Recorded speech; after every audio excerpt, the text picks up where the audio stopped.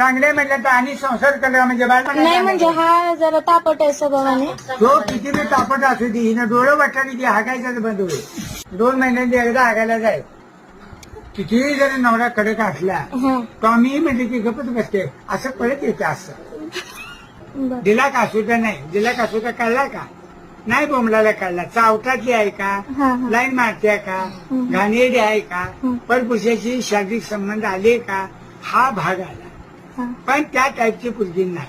बरोबर. कासुट्यानं पक्की आहे म्हणजे जातीवंत अवलादीची आहे हं, हं. असं अवलाद म्हणते समजलं. बाकी काळजी करायची गरज नाही.